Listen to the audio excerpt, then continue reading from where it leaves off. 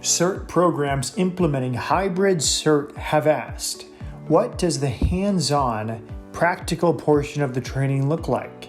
The following mock class walkthrough will provide examples of how this may be conducted. In this video, you will see 3 segments.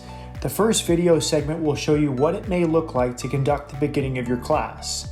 The second segment will show how to conduct skills that can be done sequentially. The third segment will show how station-based skills may be conducted for those skills that may have limited resources or may be logistically heavy or restrict the number of participants at one time. Following the best practices portrayed will enable you to complete all the skills in 13 hours. The mock disaster then may be conducted after all the skills are completed. Please note that this mock class walkthrough does not have all the classroom equipment you may need for your class. While instructors should encourage their students to wear their personal protection equipment while they perform each skill, the mock class in this video did not have the equipment needed to showcase this. Again, the focus on this video is to help program managers, course managers, and instructors to better understand how to conduct this hands-on portion of the hybrid delivery of the Basic CERT course. You will see examples of time management, logistics, checking off each skill, as well as interactions between the facilitator, group coach, and the students. Some skills and comprehension-based activities will be performed as a class, while others will be performed in small groups.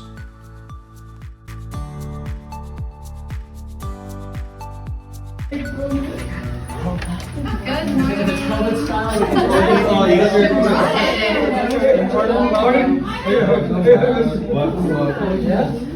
morning. Good morning. Oh, great. Keep that with you. Keep your certificate with you. Good morning. Hello. Come on now. Gee. That's my name. Good morning. Hello. You must be. Yes. It's going to be a full flight. From Bunkani. Awesome. Go ahead and find a seat with the book. Hopefully each of you have your certificate with you. Welcome. I just want to show you a couple of things that are in front of you and introduce ourselves. My name is James Ray. I'm going to be your course instructor today. And today I'm fulfilling the role of facilitator. I'll mostly be up here. And I want to introduce each of your group coaches to you. And then let's do a quick 5-second introduction around the room with everybody else. So let's start right here with the group coach and we'll go over to there. Go ahead and introduce yourself. Hi, I'm Shesla Bartel. I'm with Basic CERT, and I'll be your coach for our team today. Wonderful. Hi, I'm Everett Beaumars, Maui County Emergency Management Agency. I'll be your recruiting coach. Hi, I'm Kristen Carver. I'm with Brazoria County CERT, and I'll be y'all's coach today. Wonderful. And let's go ahead and start right here and do 5-second introductions. Cam McCowan, Woodside Pagoda Valley, CERT. Vicky from Corvallis Point. Jerry Banner from Galveston. Atia Martin from Boston. Abe Froman from Chicago. Justin Gates from Los Angeles. Elizabeth Thompson from Boone County, Missouri. Sheila McCarty, Northeast Missouri. Diana Ross from Hillsborough. Heather from Naples. John from Edinburgh. Wonderful. Welcome to the Basic CERT class. We're so glad that you're all here. Right in front of you, you'll notice a couple of things. You have your CERT course agenda for the day. We'll be following this agenda as we progress through the class. Also, you have in front of you your CERT skills checklist. This is a very important piece. The responsibility is on you as the student to make sure that each portion that we cover today gets checked off, okay? Whose responsibility is this? The student. It's your responsibility. That's great. Okay, and then we'll talk about this pretty soon, but there's an equipment list that we will cover. And hopefully, thank you so much, each of you have your certificate of online course completion that is with you. And then also, you have your student manual. with you. This manual is really important. We're going to be using it as a reference guide.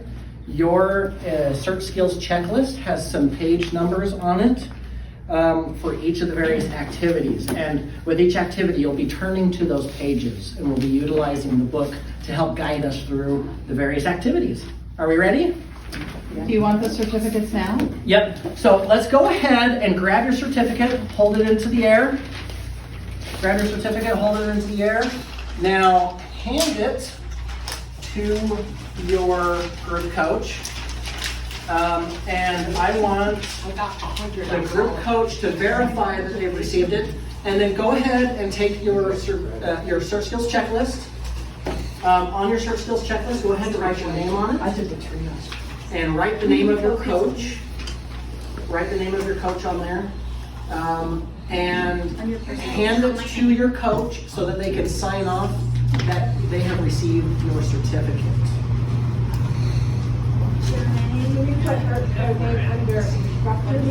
Right here on the side, yeah, where it says instructor name.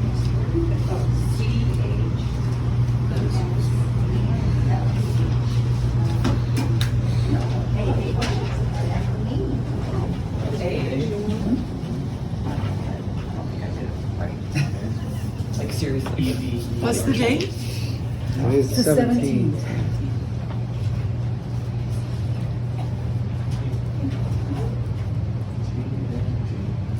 And show the handoff, kind of this process between them.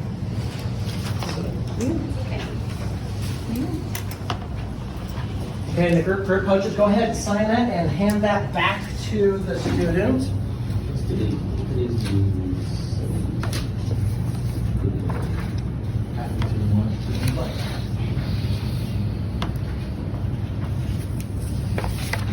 Thank you.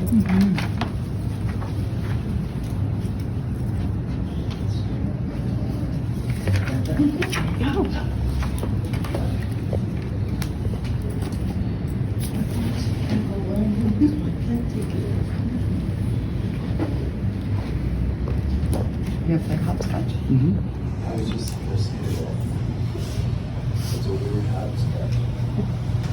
All right, is that all completed? Group coaches, go ahead and give a thumbs up.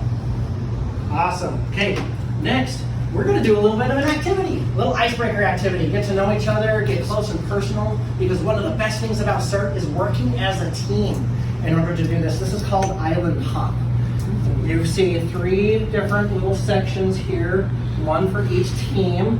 We'll have you guys on this one. This team right here will be on this one, and that team right on that one. What you'll do is you will have 2 of your members, 2 and 2, standing on one island. The other 2 are on the other island. You have a race to get both members to switch places and get from here to here. And the first team that wins, hands up for the chair. Okay? So go ahead and get into positions. Go ahead and find your buddy, whoever you want your buddy to be. For this group that has the 3, the instructor will act as your 4th. Do we have to share an island? So do they have to step together? And they can do it in any way that they want, but 2 has to be on this side and 2 has to be on that side. Well, we start here, okay? Yep. Other side. Okay, so Yep. 1 not in the middle, 1, There you go, 2 very facing good. each other, Yep. and then So the idea is if you're off the piece of paper, then you're in lava. So don't stand in the lava. You have to be on the paper so you don't die. Okay? All right. Again, the goal is to get these 2 on that side and those 2 on this side without stepping on the lava. Okay? Now you've got 30 seconds to devise a plan as a team. On 3, 1, 2, 3, go. I need one from there and one from there. 30 seconds to plan. 30 seconds to plan.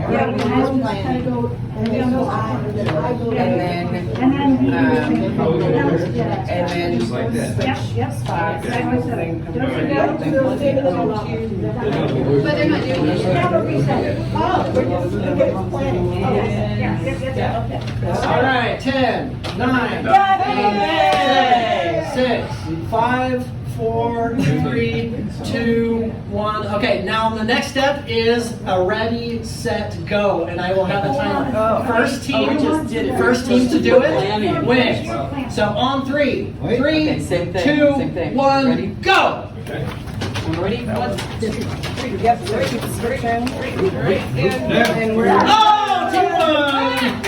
Team 2 and number 3.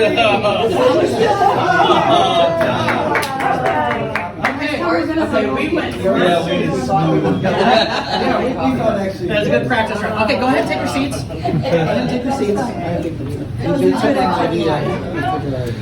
We got extra credit, we did it.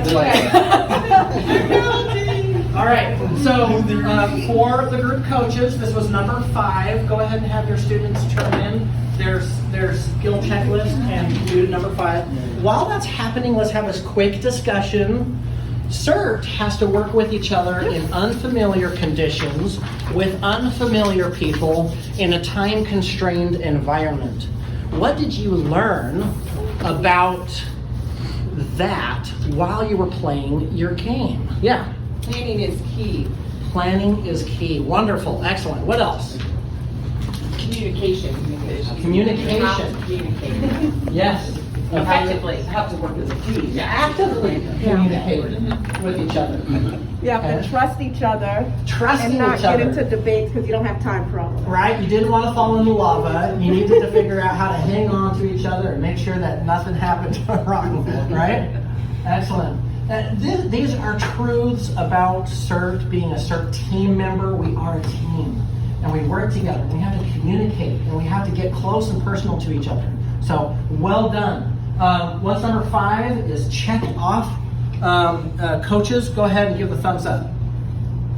Thumbs up? Okay, excellent. Next one, let's go on to your personal protective equipment. I want to introduce you to your personal protective equipment. What page are we on? We're not on there yet. Go ahead and keep your manual where it is. In Unit 1, we talk a little bit about some of your personal protective equipment. Actually, yes, in your manual you can turn to page 25. Page 25, I believe it is. Group coaches, make sure that you get to the right spot that has the list of equipment that's in their manual. Again, we have 2 different manuals, 2011, 2019. You can open Some yours up. of them may be on It'll it. be in there. It'll be in Unit 1. In Unit 1, when you were taking the online course, you got introduced to some of the reasons why personal protective equipment is so important. So let's do a quick review.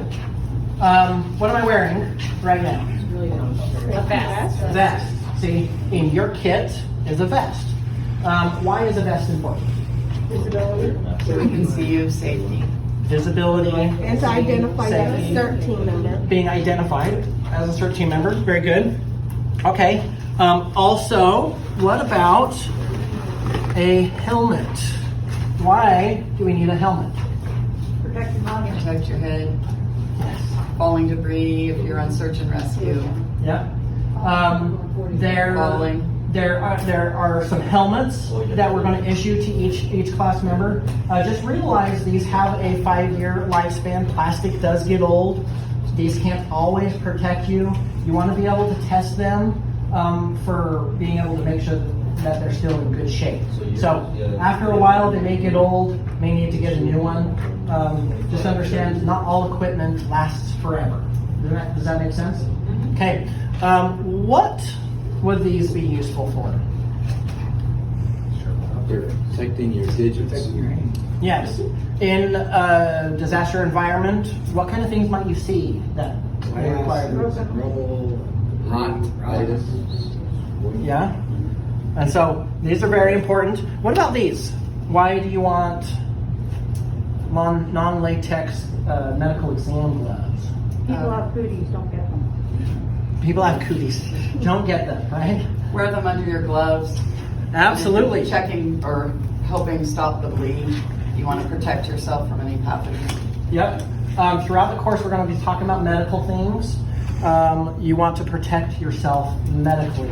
So we've got medical exam gloves for everybody as well. That is not working. There's another one. So gloves and one on top of the other. Why do you want to do that? Double protection. Double protection. There may be situations you need to take these ones off and then be able to help somebody with these, okay? And then you can replace and whatnot and then put these back on. Okay, now what about these? Why do you want goggles? Protect your eyes from debris. Debris? Absolutely. Yeah, what else can your eyes be protected from? Sand. Sand? Yeah, things are blowing. Objects being Objects. Blood germs. Bodily fluids from the people you're trying to help. You don't want anything getting in your eyes because you don't want to get sick from things getting into your eyes. That's a great entry point for getting sick from other people. So protect your eyes. There's a lot of great things to protect your eyes from. It's not meant to look silly. It's meant to protect you. Protect yourself. Utilize the personal protective equipment to keep you healthy and strong. Throughout the course, instructors are going to be wearing these things. You're going to be wearing them as we do those things. Obviously, a caveat for this, we don't have enough equipment for everybody, so ta-da, that's that. Okay. Do we get a mask Go in that ahead too? and go and get your equipment for the purpose of the video. The equipment is out in the hallway. Go ahead and go grab your stuff. Wink, wink, right?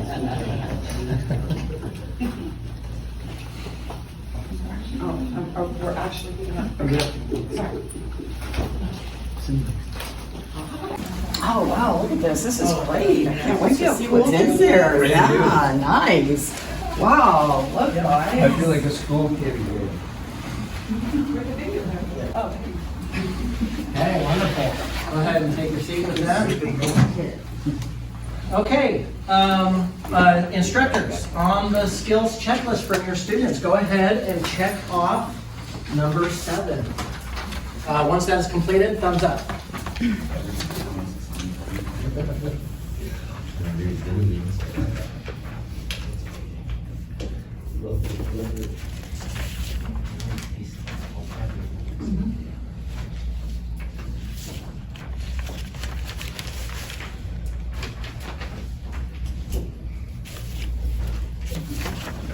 Thank you.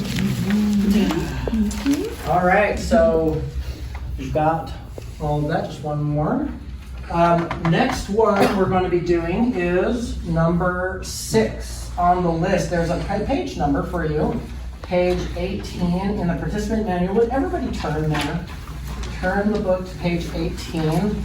Granted, 2011 material might be a different page. This is the evacuate activity. Group coaches, can you make sure that your students get to the right page? Evacuate.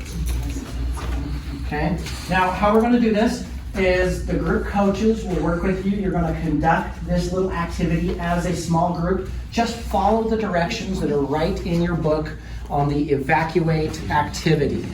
2011 material might be a slightly different page. Unit 1. 20 and 21. Page 20 and 21 in the 2011 book. There you go. Now, we'll have a couple of minutes to go ahead and go over this. Go ahead and start. Ready, set, go. You want me to go ahead and read it?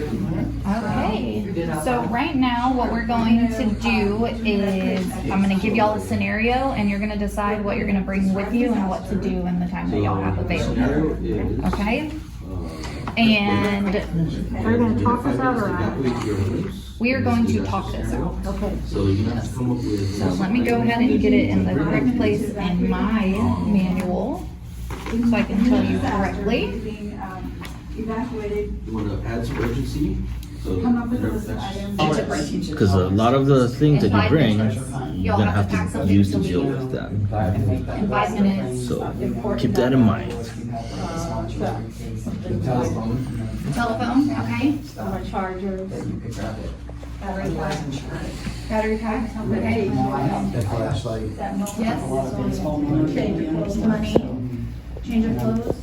On me because I keep forgetting now. So much. Snack. Okay, you guys ready? Okay, time's up. All right. Y'all. So let's go real quickly through your list. What did you grab? Money. Okay. Any particular denominations or specifically? How do you bring? Taking whatever money I can find in my house. Okay.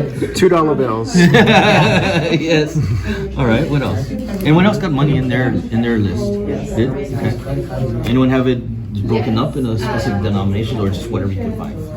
It's gonna be whatever I can find in the house, but you want to make sure you include smaller denominations because it can be difficult to break larger You bills. should also have digital copies of all of A those. lot of places don't have change because they might not have electricity. So if it's a $2 bottle of water and you only got a 20, they probably won't have to give you change. And all of Buy our more water. restrictions, especially if you have to take it. Okay. All right. Elizabeth, what do you have on your list? All right, 30 more seconds. I have documents on there, such as any paperwork, like for your house or marriage certificates, birth certificates, any financial documents, things that if your house was destroyed, you would need to prove your identity and your ownership to get the assistance. Okay. Anyone else have that on their list? Awesome. Medications. Awesome. Yeah. Yeah, we do. Who else has medication? Okay, good. What do you have? In pre-preparation, I would have my family have a to-go kit, and within that, I would tell my little Johnny, say, go grab your pillowcase and go grab the to-go kit. And the to-go kit would be everything of important documents and whatnot that are pertinent to each family member. All right, instructors, go ahead and get the skill checklist and go ahead and mark off this one, which was number 6. Number 6. Go ahead and mark off number 6. It's gonna be a long week coming back here in my home.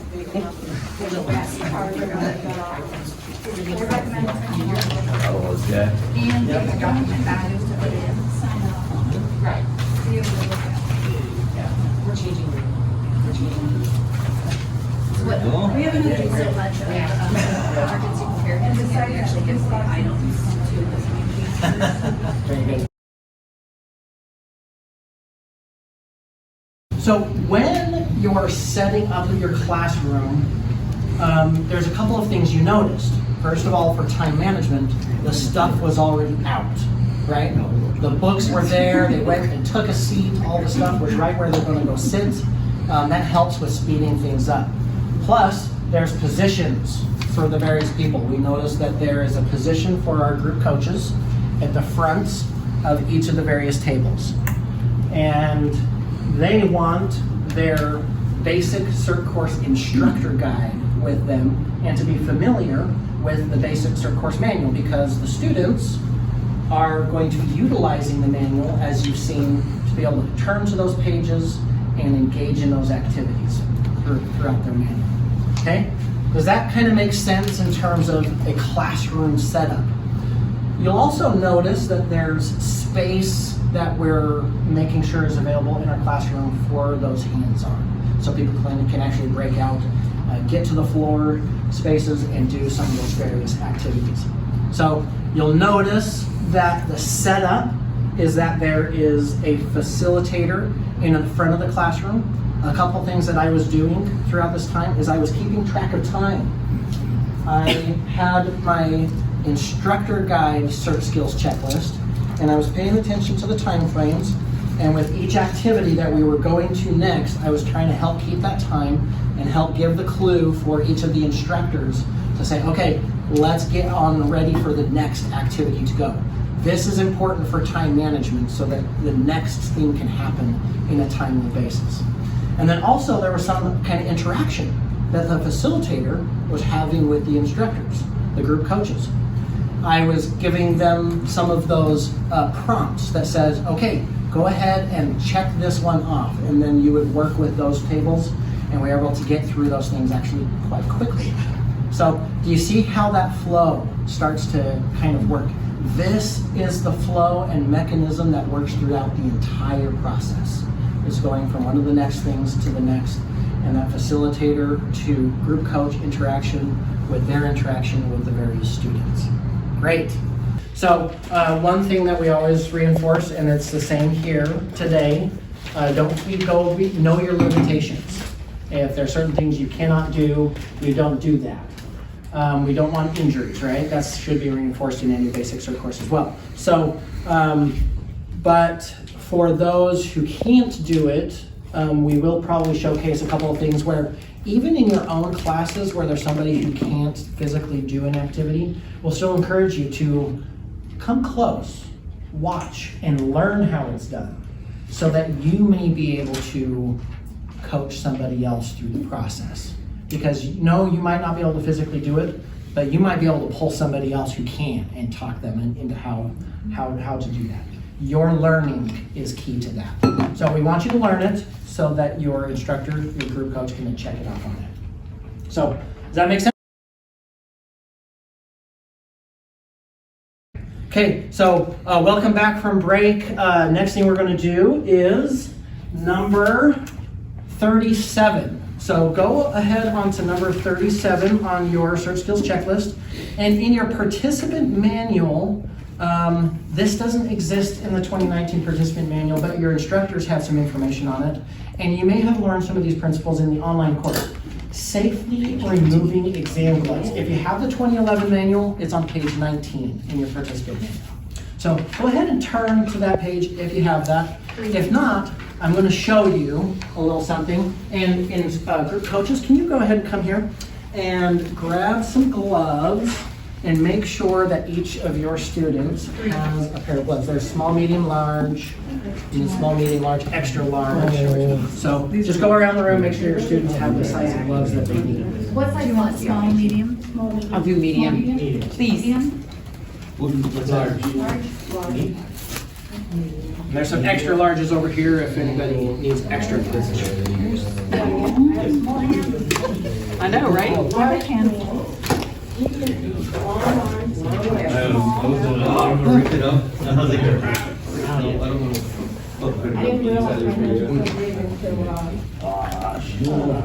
right, go ahead and put your gloves on. Once you get your gloves on, put them in the air. And I'm going to squirt some shaving cream on it. Are we doing this with you? Uh-huh. Yep. Wow. What size? Ooh, these are larger. Once you have your gloves on, put your hands in the air, and we will put shaving creams on them. All right. Every time you say that, I can't not say that. There's a mark. Oh, yeah. That's bad. All right, gloves on. Put your gloves on, put your hand in the air. Exactly. Right. Which Gloves on, put your hands in the air. Shaving, yes. Shaving cream. I've never done this trick before. Oh yeah, this is a good one. this is really Shaving good. cream. My kids love this. Oh, really? Yeah. Although I do find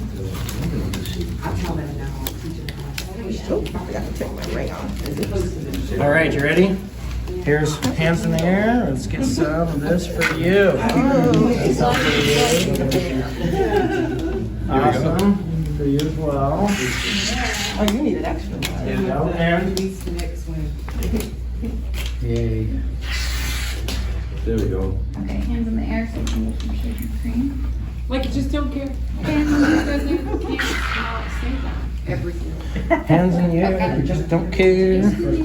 All right. Okay. All right. Camera on me. I just say it out loud.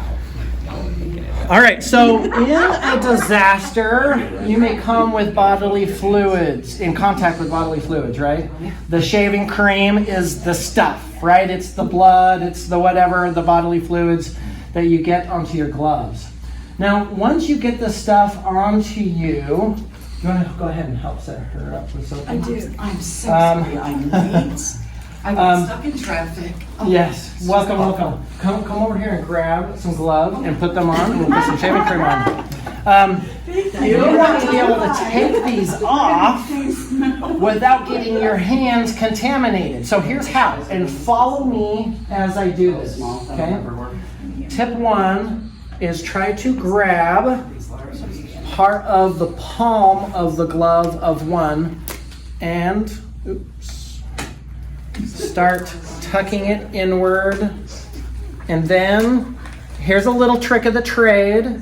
Before you get too far, go ahead and use those fingers to grab the other side and get underneath and tuck it inside and get everything as far into the second glove as possible. And look, I got a little bit on me. Man, I failed. Right? So there's test number 1. Okay? Go ahead and see if you can remove the glove without getting anything on you. Did y'all do it? Did it. But got some on my hands. Yeah? Look, you're fine. I should have wore the larges. Okay, once you get it done, go ahead and put them in the trash can. Yeah. Okay, so getting the right size gloves really does help, because when they're too tight, it causes issues. Very good. Oh, there you go. Well done. Well done. Excellent. Ed and Mark 37 as completed.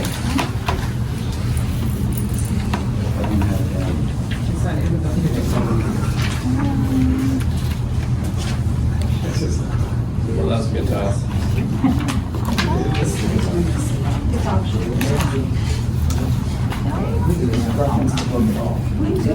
This is the part you put around. We actually We could never use that in our training. we really want to do it. We'll use the fake blood. The fake blood? Yeah. So on the next one that we're going to do is setting up a disaster medical treatment area. So number 44. Go ahead and go to number 44. And in your participant manual, this is on Unit 4, page 5 in the 2019, or Unit 4, page 6 to 13 in the 2011. So go ahead and turn your books to those pages. Page 6 to Yeah. 13 for your Unit 4, page 5, or on page 6 to 13 in the 2011. Okay, now what I have for you, your instructors have a few of these. There are extras if you decide to do a centralized versus decentralized approach to your various medical treatment areas.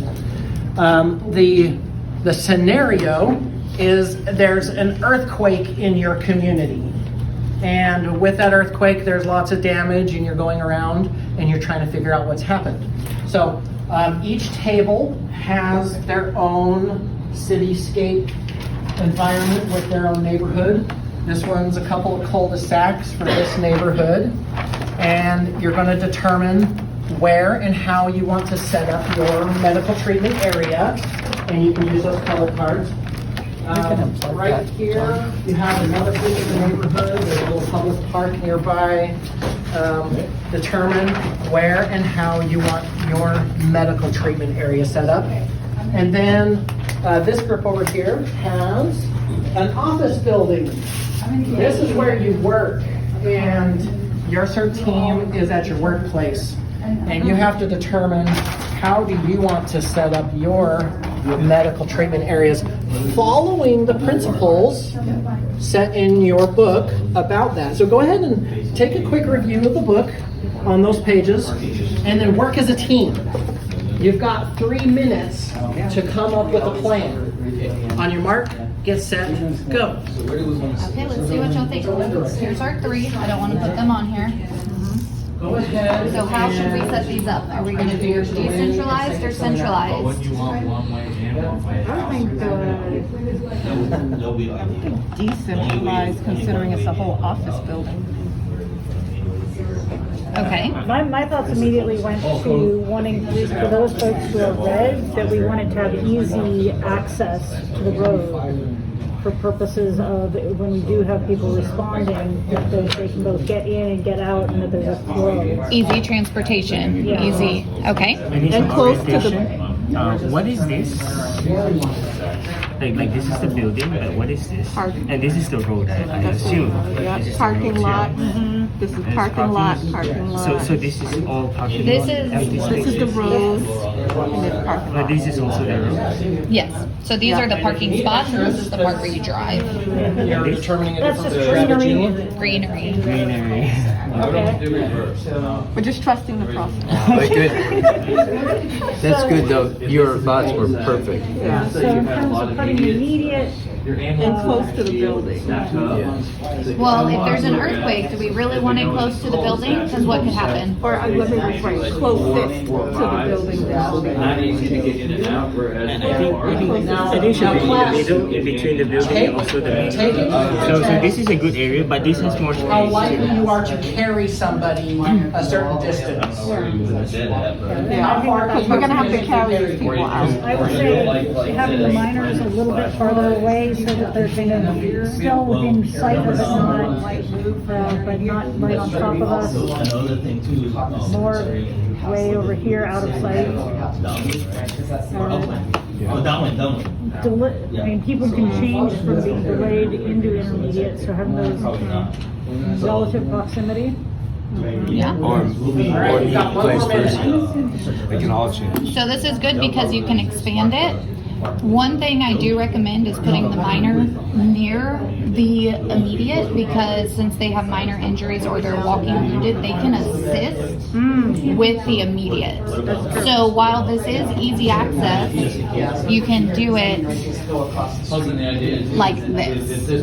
So if we need it, we can still expand it this way, but the green can help with the red and the yellow. Does that make sense? Yes. Yeah? That's very good thought. And depending on the damage of the building and the earthquake, I might even move it over here, because this is still pretty close. Yeah, because there's going to be a lot of fire department Yes. in this area, and you really, I would actually say do it. Yes. Because you got all that. I would do it right here. Yeah, that's what I meant. Because the main road, Yeah. yeah. That's perfect. Yeah, y'all did great. Two, You know, somehow. one. All right, everybody. Who would like to discuss it? I will. This was an emergency within an office building. We anticipated a lot of fire equipment, so the front of this building would be secured for the fire department and whatever emergency vehicles. And then we put our morgue as far away as possible from our immediate survivors. And this was a great idea to put the miners on this side so they could help with the immediate and the delayed and vice versa. And you don't know at what point they might change their condition. So we went immediate in the middle, minor, and then delayed. With room for expansion. Very good. Very And good. then easy access for the emergency personnel. Yeah, why did you main put it road. next to the main road? We put it next to the main road so the ambulance could get close enough. Excellent, wonderful. Give them claps, good job. Okay, let's go to this table and let's see how you guys decided to set that up and why. We did the immediates over here because if you're thinking about from ambulances, you want one way in, one way out, and in this cul-de-sac it's a lot larger, so you could have more ambulances to be able to come in case they had to stack up. And two is if it's an actual earthquake, it's potential where a helicopter might have to come in, and a helicopter would be easier to get here, whereas in these areas, might not so easily, and then you're talking about structural damage. So we did the immediate here, delayed over here, and minors over here. Okay, wonderful, wonderful. And again, principles there is expansion capabilities as well as access. Yeah, and two is from a traffic control, you could block this off a whole lot easier, whereas here, maybe not so, and plus you got people's homes, so you gotta take that into account. Good, good. Something else you might see with a scenario like this is a decentralized option. Sometimes you might see where they decide to set up a medical treatment area in this cul-de-sac and one maybe closer to the main road or in a couple of different places. So remember, in the training online and in your manual, it talks about centralized option versus decentralized. Okay, let's go ahead over here and check out this one and hear why they made certain decisions. Great. Okay. So we have the neighborhood here, and we determined based on wind direction, in case we had a secondary incident or primary incident was an earthquake. So oftentimes we have fire as secondary incident. So we wanted to make sure that everything was upwind. And then we had the 2 cul-de-sacs in the main road. So we put immediate next to the main road for EMS to be able to pick up. And then we put delayed and minor up in the corner. This was a big grass field. So again, minor could help with those. And then we put the morgue on the opposite side of the main road and the back side of where these houses were. That way they're still upwind, yet far from anybody else. And this allowed access for both. That's it. Wonderful. Okay. Okay, go ahead and take your seats, and group coaches, go ahead. Yep. And yeah, go ahead and give me the stuff on the table. We can hang it back up on the wall and move it off to the side.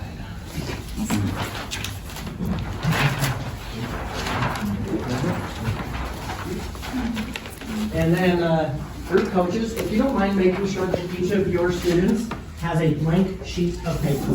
Blank sheet of paper?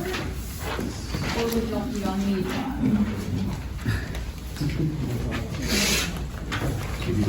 I have a. Oh, you got one? Thank you. Thank you. Thank you. Actually, can I have one too? Right in the back. Thank you.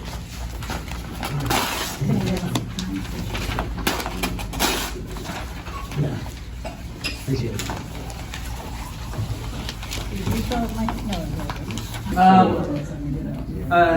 Group coaches, everything signed off? Yes. For that one? Thumbs up. And then how about blank pieces of paper? Thumbs up on that one. Everybody's got that? Okay, great. Next one we're going to do is A, B, C, D quadrant, communicating. Number 54 on your participant CERT skills checklist. Number 54. Go ahead and open up your participant manual to page 7 and 8 in Unit 7. So Unit 7, page 7 and 8 in your participant manual talks about the ABCD quadrant method for communicating damage or findings. In any disaster, you want to have some way to communicate to the firefighters or police officers when they arrive on scene. And here's a general method of one way to communicate. So on your blank piece of paper, go ahead and have a pen. Make sure you have a pen and pull out your blank piece of paper and look at me. Okay? All eyes on me.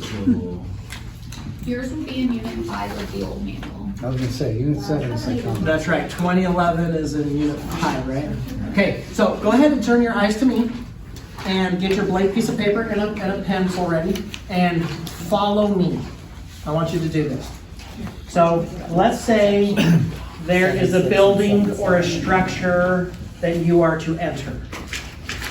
Let's say it's square.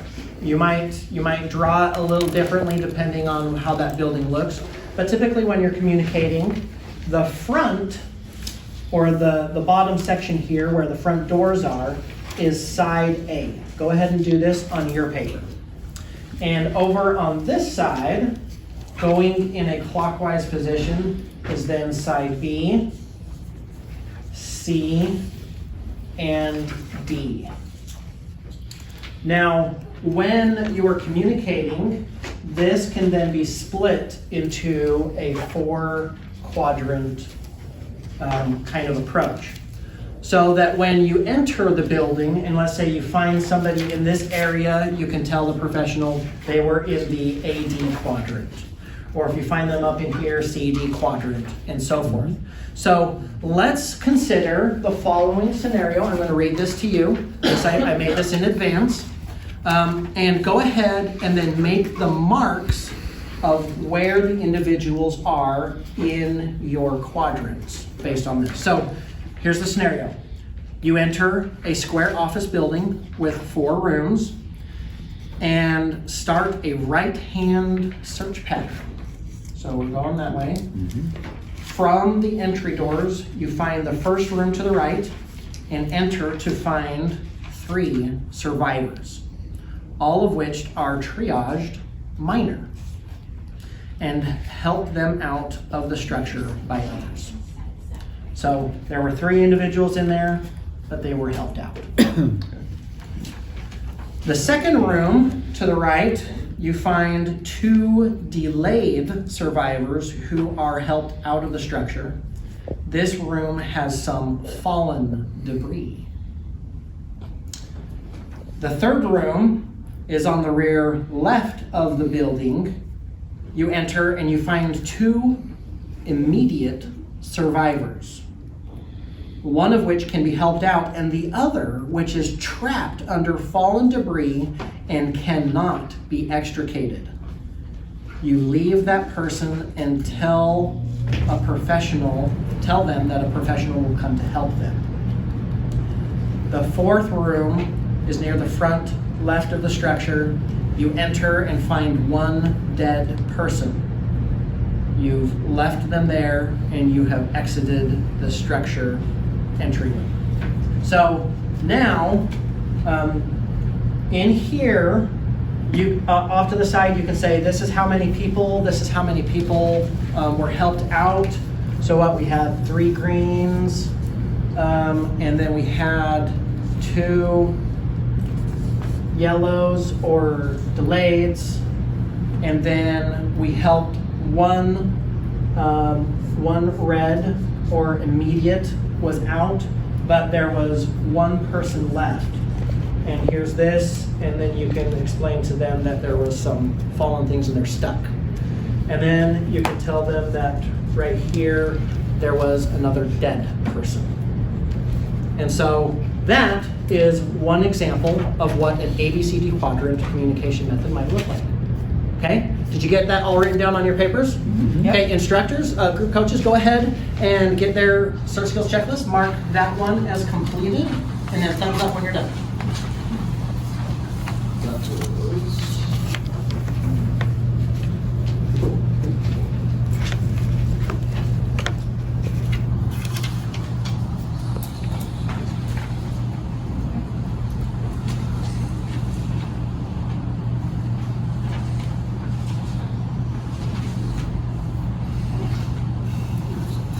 All right, thumbs up, all done? All done signing off? Okay, let's go to the next one. Let's go to 58, number 58 on your checklist. We're going to talk about demonstrating proper body position for lifting. Now, we want you to demonstrate it, but we want you to practice doing it too. So let's use these for as though this is your person that you're lifting. Okay? And we'll go ahead and use this as the person you are lifting. Okay, so for proper lifting position, okay, all eyes on me. I'm going to demonstrate it to you, and then I want you to do it, okay? When you are lifting, should you ever lift like this? No. What's wrong with that position? Yeah, it's all in the back. You want yourself to be down. You want the back to be upright.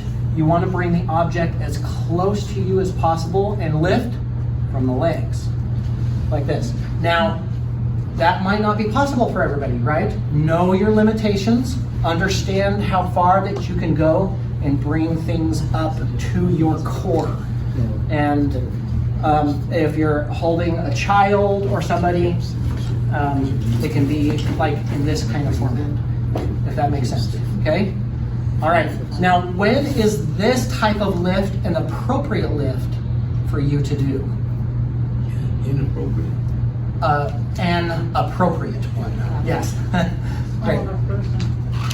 When the person is smaller than you, right? If the person is larger than you, then this This is not an appropriate lift. But having the proper positioning on you is vital to do in all lifts. Okay? Your turn. Go for it. All right. Pick your buddy, do it, utilize the pack.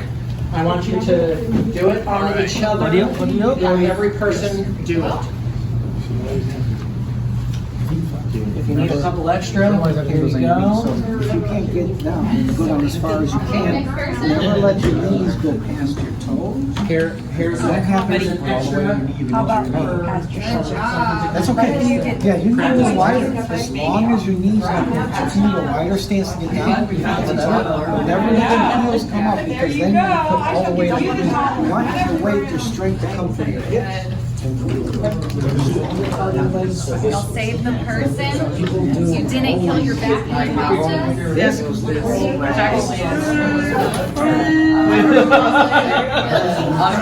This is my favorite thing. Oh yeah? There you go.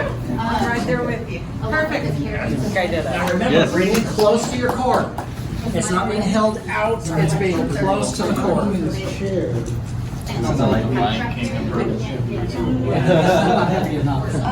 Okay.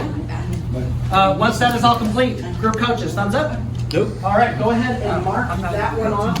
There's number 58 and 59. We got 2 of them done in one. Right there. 2 of them are done. All right.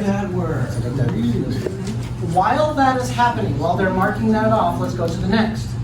We want to do the pack strap carry. Now, in your manuals, page 23 and on page 27 in the participant manual, it shows some pictures of some of these various carries. So go ahead and open up your manual to page 23 and 27, and you can see the pack strap carry.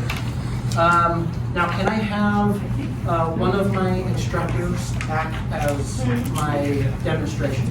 This should be search. Okay, so the pack strap carry, here's a couple of things to consider. All eyes up on me. 23 and 27 for your... Very good. Yeah, make sure you get on the right page so you can kind of see what these look like. And again, you saw some of this in the online training. While you were taking the online training, you kind of saw some of this. Okay, now with a pack strap carry, there's a couple of things to keep in mind. When is this particular type of carry appropriate? Short distances. Yep, short distances. If you're alone. And you're alone, right? You don't have another team member to help you. Now, granted, we don't encourage people being alone, but hey, you got to do what you got to do, and you got to make some of those tough decisions, right? So one of the ways that you can do that, as soon as you get them up and off the ground, that can kind of be, go ahead and get on the ground and kind of show a little bit of that process. All right, let's point your feet this direction. So, okay. Now, they do not have a spinal injury, so we can kind of get them to move, and they may be fairly helpful or they're unconscious, right? Granted, we do talk if they're unconscious, you may assume a spinal injury, but in certain circumstances, you have to act quick to get them out of harm's way. You may grab their arms. There you go. Grab their arms and kind of help them up like that and get them over. Now, here's something important to understand. You don't just hold on to this and then just lift straight up. What's happening to the arm when you do that? You're going to pull it out of the socket. Yeah, you're going to pull it out of the socket. So for everybody to see, okay, what you want to do is get as low as you can and simply pivot. I'm not actually pulling on the arms, and look, I'm hands-free. I'm just right like that. And then I can walk around and then pivot back, okay? The idea is get as low as you can, get most of the weight right on that pivot point, and then pivot into position so that their weight is right on your hips. Ready? Go. Your turn. Go ahead and do that with each other.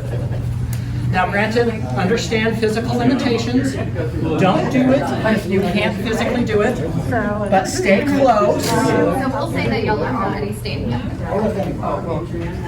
Okay, and then lean forward. Take 3 steps. There you go. Okay, and switch. Try to get as many people sold as possible. There you go. Vic, come on over here.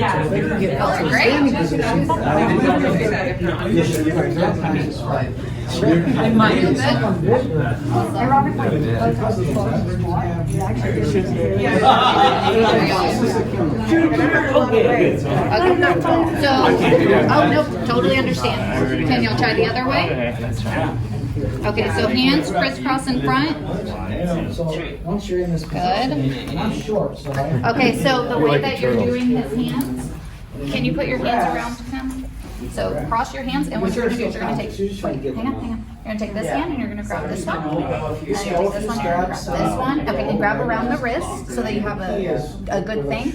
And then bend down and get your hips kind of to his hip level, and then lean forward. Good. All right, once you're done, thumbs up.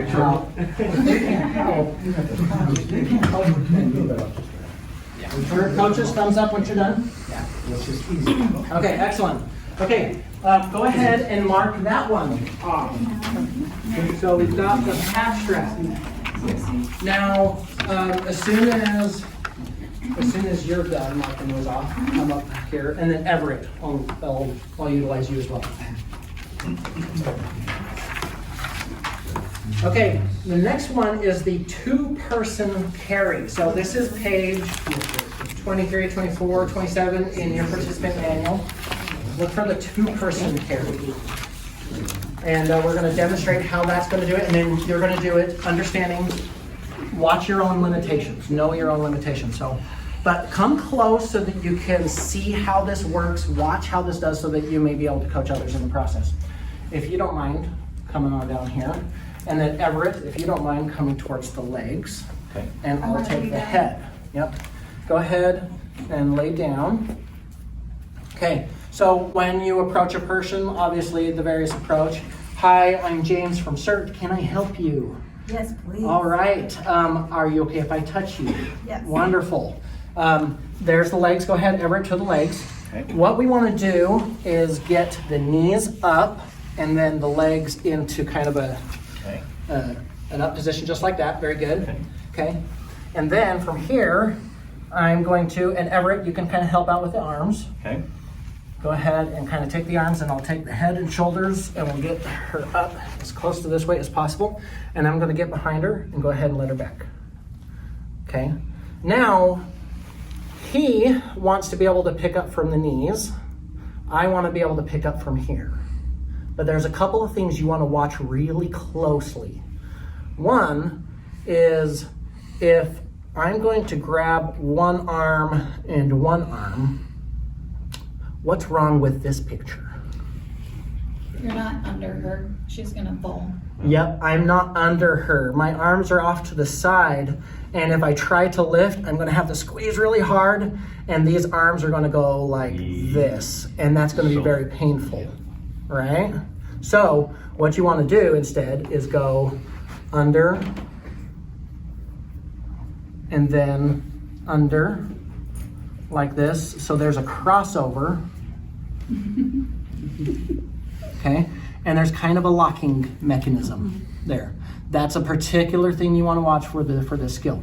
Okay, and then get myself in a good lifting position, and then I'm at the head, so I start the countdown. And Everett, go ahead and get yourself into a position.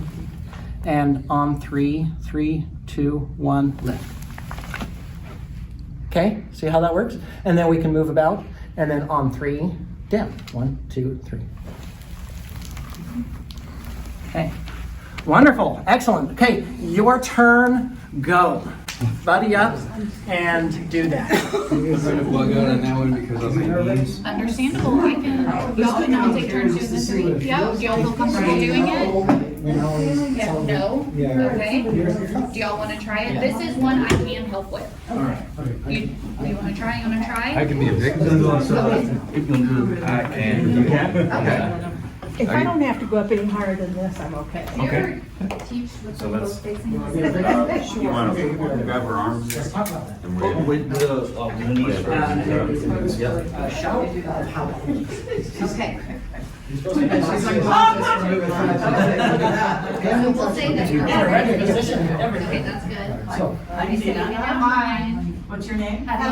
Hi Heather, we're gonna help you out of here, okay? Yes. Okay. Alright, so get her arms up. You want to grab the knees there.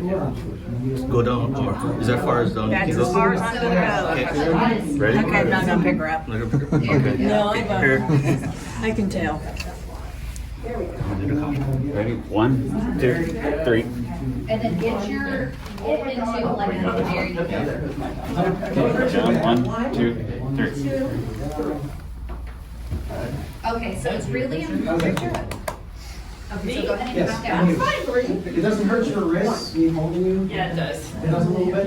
So there's two things, is you gotta make sure to keep your back very straight. Yep.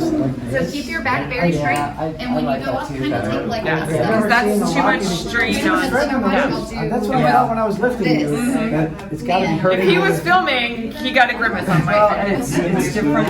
You feel comfortable? You wanna try it again? Very good. Okay. Job there? Sorry. Personally, I wouldn't use it. The arms and lock them. All right, instructor's done, thumbs up. Go ahead, take a seat. Go ahead and check that one off. Like went behind. We're at the back one. Go ahead and check one off. Okay, can I have your While this is happening, go ahead and listen. There are certain circumstances when that carry, both rescuers need to be facing the same direction. However, there are circumstances when it's good to be facing each other. The manual does say that you face each other when it's some rugged terrain, so that you're both watching each other's back and you're communicating to each other while you're walking. But if it's straight shot things, you can both face the same direction and give a go for it. The person at the legs can then face this way and be able to walk as they go. Okay? Any questions? And when the person stands up, you kind of have to take a step forward so you don't fall. Because otherwise, because you do it instinctually because you teach it so much, but if you don't kind of take a step forward, y'all get unstable. The person Very with the good. head is bearing the weight. Very Yes. good. Okay, now let's do the chair carry. Okay, similar things, group coaches.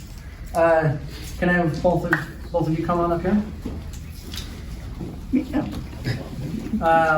Go ahead and take the survivor seat. All right, now not all chairs are made equal. Some chairs are no good to be able to do something like this. You want a chair that is, first of all, stable. The leg structures and things like that are going to be capable of handling weight to be able to pick up and carry with. This type of a carry is appropriate when you have multiple people that can help you. Yeah. You want to switch out the chair. That chair has a nail at the bottom that's going to be on the film, and you're talking about structural integrity. Hey, look at that. Yeah, see? Very good eye. Good eye. So, watching for that structural integrity and making sure that you select the right chair for the occasion. Very good. Okay, now with this, there is a trick of the trade that you can have people do. When you pick somebody up, they tend to go like that. They're looking for support.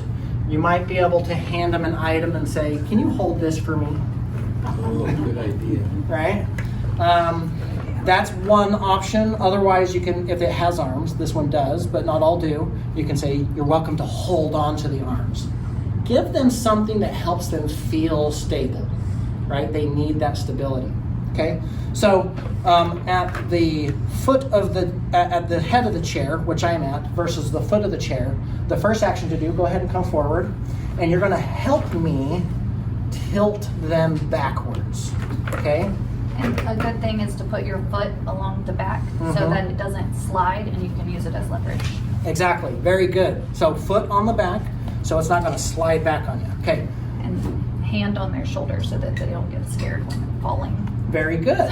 Okay, on 3, ready, and tilt back. Okay, now I want a good handhold position, something to be able to lift with, and I'm trying to get the feet up enough so that that carrier can then take that position. Again, proper lifting technique. The person at the head makes the count, 3, 2, 1, lift. And then you can walk a couple of steps. Again, orientation of that person depends on if it's rugged terrain or not. And then 3, 2, 1, down. And then back to upright position. Very good. All right, your turn. Go.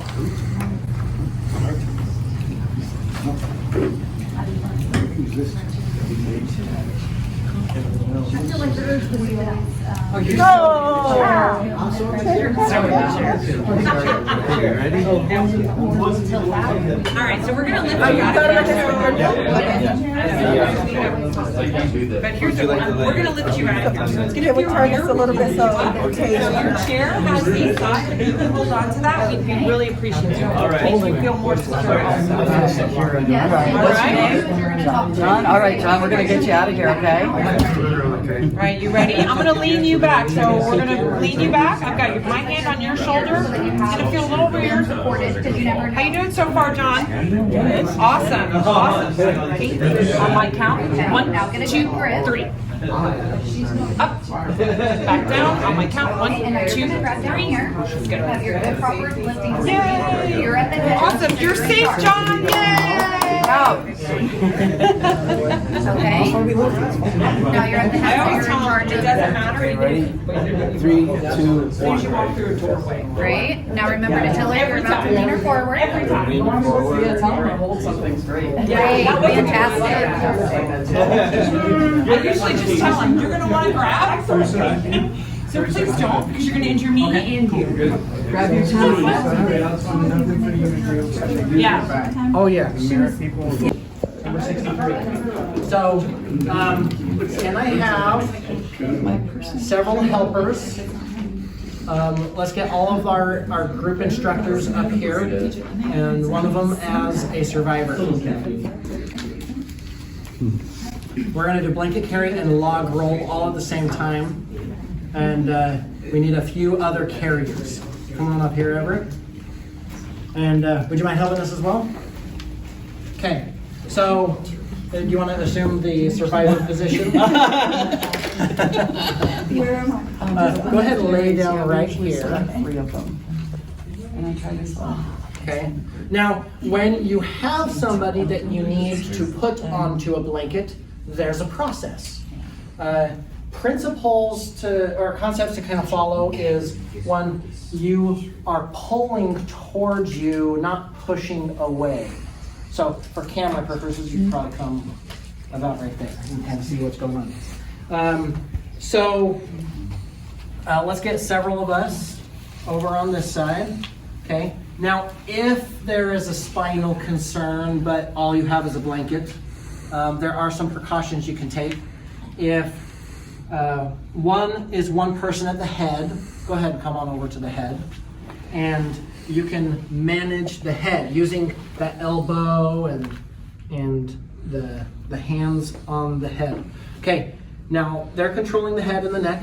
Us 3, we're in the process of grabbing. Now there is a crossbar where hand can go cross over this way, and my hand can cross over. Your hand can kind of cross over and cross over. There's a reason for this, in that we're all of us, it kind of helps encourage us to all move at the same time. Okay, so the head does the counting. On 3. 3, 2, 1, roll. Okay, and that's kind of that log rolling technique.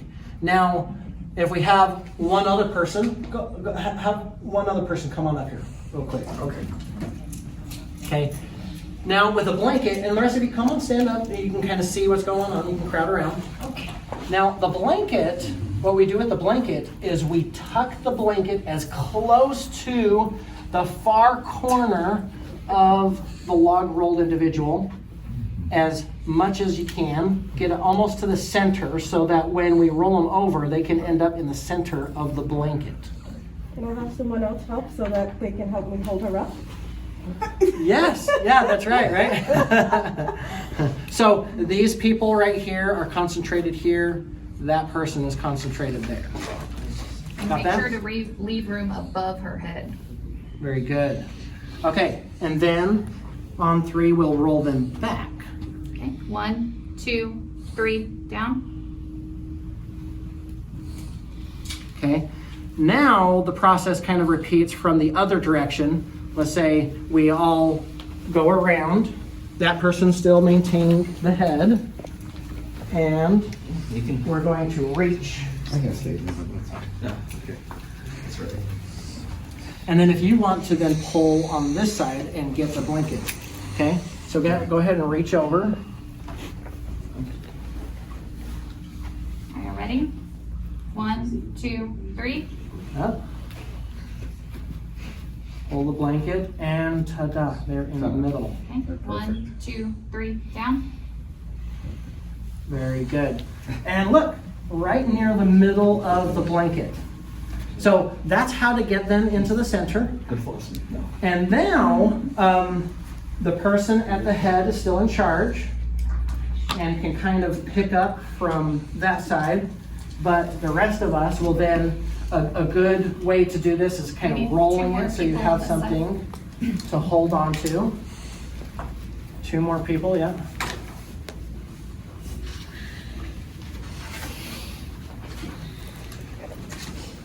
Excellent. Okay, and then we're going to follow the commands of the one in the lead. Is everybody ready? Ready. 1, 2, 3, up. Oh. So that's good to remember to roll it up as tight as possible. Yes, and to get it as tight and to pull it as tight So as this possible. isn't good for her head.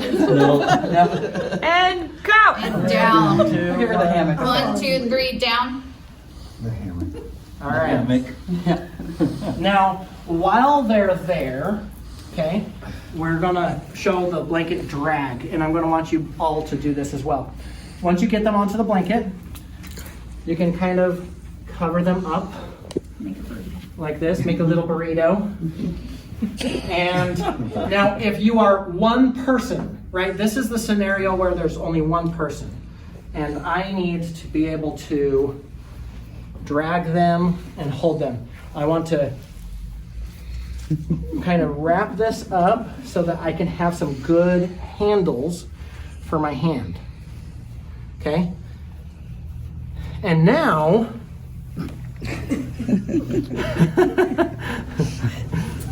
very good, very good. Okay, now I want to get into as straight of a position as possible. And then I want to just simply lift up, walk in, and then start leaning back. And this is the blanket drag. It does not require muscle, just leverage. So that way you can then get the person to where you need to go. All right, your turn. There are several blankets around the room. Let's go ahead and... I'll leave her, we'll just keep dragging her around. So go ahead and take turns Are you dragging me? as a Is that what you're team. saying? Here's a blanket. for She's this getting table, dragged too. around. I know, he was my girl. I'm allergic. And there was another blanket back there. Oh, you're allergic to wolves? Okay, so let's. Oh, here's this one. Here you go. There's this blanket. That blanket can come back here, or there's another blanket if needs be. So are we dragging? For the purpose of right now, because we showed that one, go ahead and do the blanket drag. Let's go ahead and just focus on the drag, okay? One person drag, get somebody on there, do the lift, and pull. What about here? Or the suitcase? All right. Put your head up here. Oh, that way or like that? Drag it this way, that's fine. Okay, why don't y'all face this way? Put the head this way. We're just gonna do the blanket drag, so if we cover you up. And now we can use more than one person on the blanket drive too. So if you're gonna do each person, same thing, same technique. This is a one-person Just drive. Are you ready, John? We're gonna go. Okay. And watch your surroundings. 1, 2, 3. Stand up, Mom. There you go. Yep, straight back. My back is hurting watching you. There you go. All right. Be careful. You're to safety. You're safe, John. Okay. And the ground is Good move. Make sure not to get There's no rocks. There's no stairs. I appreciate that. Yeah. The only thing with Okay, my do you have a foot good now, handle? the shoes Yep, as good as you're gonna get on this blanket. Okay. We'll distract you by your shoes then. Lift up. Yeah. Straight back. Good. The other way, so your head. Remember, lean back. Yep. So you stand all the way up and then lean back. There you go. You look like a one of those little Mummies. Cozy as a bug burrito on a thing. rug in the middle of a forest. All right. Excellent job. Go ahead and instructions. Go ahead and mark off all of those up to that point. Get out early because I do. What number? That was 63. I'll just take it. Go ahead and have a sit down. Okay, now, when you are in a disaster scene, there can be things in the way and you want to be able to remove it. So we as a class are going to participate in a little debris removal considerations. So can I have everybody stand up and make a line?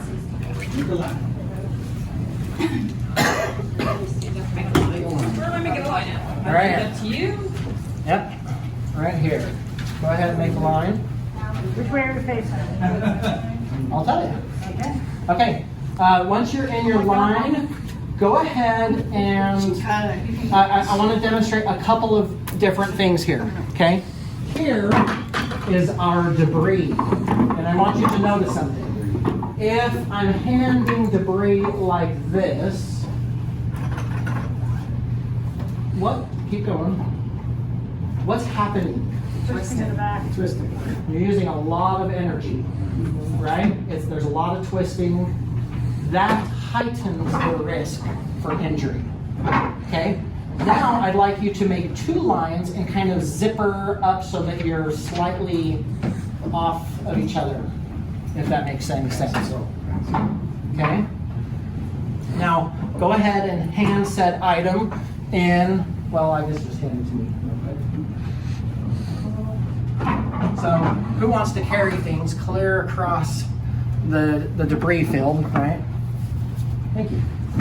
So, It's bugging me, so I have to. very good, very good. So, instead of twisting, here is a consideration of something you can do.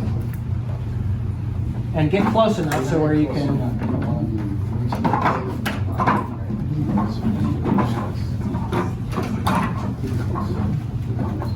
Yep.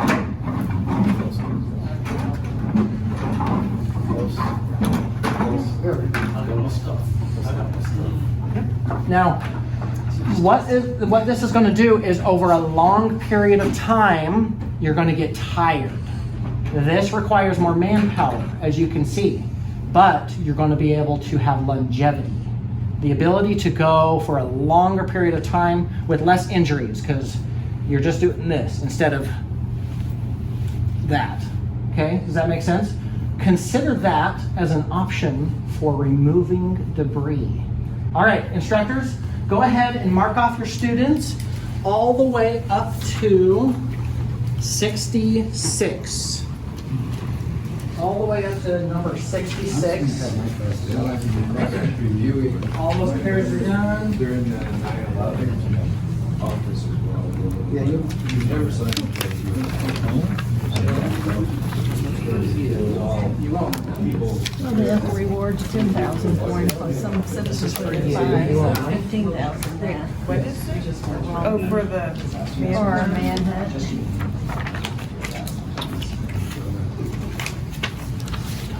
Drug dealer is turning in for 15,000. All right, thumbs up when done. Thumbs up? Okay. All right, the next one we're going to do, Unit 7, number 68. It's instructor-led cribbing what-if scenarios. We have pre-created a scenario or some questions. As a group, your instructor will just lead the conversation. Go ahead and ask the questions, and as a table, go ahead and start considering those questions, and we'll go for a couple of minutes. Ready? Go. Okay. What would y'all do if there were survivors at both ends of the object being cribbed? Alright, so on cribbing, If there were survivors, like multiple survivors at both ends? One at a time. Well, you would need people on both sides of the object to be able to different sides. You'll have to crib up. Crib the whole thing up. Yeah. People Yes. stuck under the same object. Same object. Okay. Yes, all right, great. What would you do if you didn't have access to a pry bar? A pry bar. Yeah. Use a piece of wood. Improvise. Improvise, what other things could y'all use? A shovel or a piece of lumber. Depends on how thick the lumber is, right? Yeah, 2x4 probably work. Yeah, there's all sorts of things. And you'd want one long enough to get leverage. You don't need a short piece, you need a longer piece. Yeah, so you just kind of have to look So at around. this point, for this particular one, we'll just kind of fade to black. What would And you it's do just if you this- didn't? When you are organizing stations for your hybrid approach, just realize not everything on your list, not everything on this checklist needs to be in a station, right? Some of them are nice and easy to go through that sequential pattern. Now, there are some things that are more time consuming, that are more logistically heavy, that do make sense to go into a station. For example, cribbing requires a lot of materials. You may have limited materials for some of the components that you may train on. Those components that you have limited materials on, some of those make sense for implementing as a station, because you only have one of them and you have to have people kind of rotate in and out of it. And then some other ones that make sense with stations is your mock search, where you have a room set up and you put victims into it and you have to have them do a right-hand search pattern and look for them and triage them accordingly, right? Another one that makes sense is the fire component. Oftentimes there's limitations on how many fire pans you have and extinguishers that you may have access to. And so that component oftentimes makes sense to be a station-based. Are there some others that you can think of based on what you've looked at so far that might make sense for a station-based environment? If you notice on the sample agenda that I provided to you, the dressing and bandaging wounds, we put that as a station because all of the activities that could happen in that took 45 minutes to do. When we broke these out into stations, each station that we built was for a 45-minute time frame. And then we would switch and rotate each of those. And we had 5 of those for the build out that we chose to do at the time. Some of the others, splinting, sling and swath, creative stabilization, PMS. We combined a couple into a single station. So with all the equipment there, so they could actually do that all together. So ideas for you. Is it hard and set for what belongs in a station? No, not really. Your program has a lot of creativity that it can use on how you want to implement certain things. So take that into effect. For today, for the purpose of our filming, we've got 3 stations. And what you'll also notice that's really important for how you might organize it in your own class is that you have a coach per station. So come on up here. This will be our coach for the cribbing station.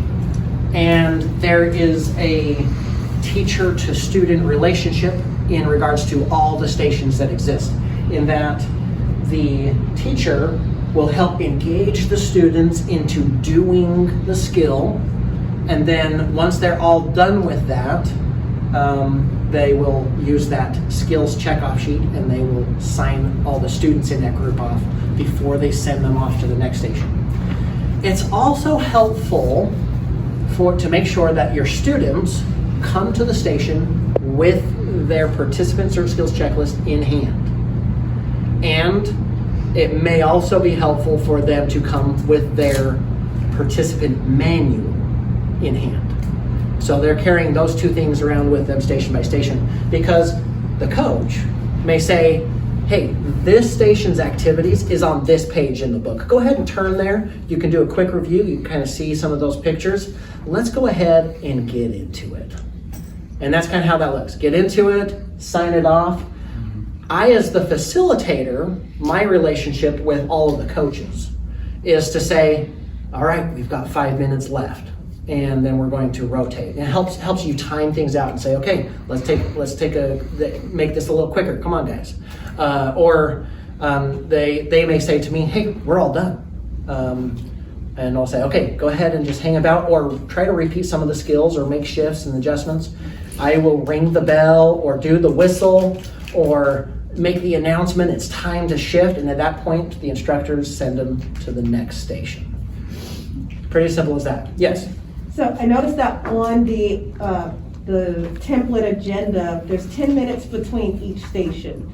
Can you talk a little bit about what's happening in the 10 minutes in this construct? Yeah, perfect. So when we were doing our beta testing with this, we were realizing that not everything is always in a tight environment, right? It's not going to be like today, right? Sometimes things are spread out.